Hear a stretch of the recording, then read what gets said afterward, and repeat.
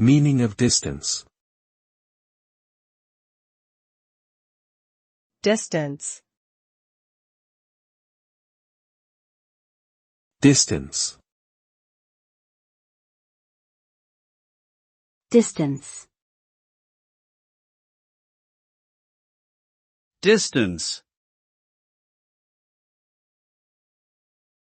Distance refers to the measurement of the physical space between 2 points.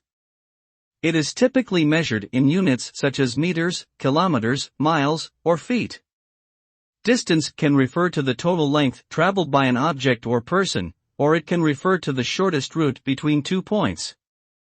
Distance is a crucial concept in fields such as transportation, geography, and sports.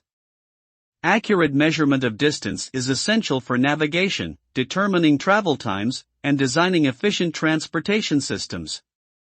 In summary, distance is the amount of space between 2 points.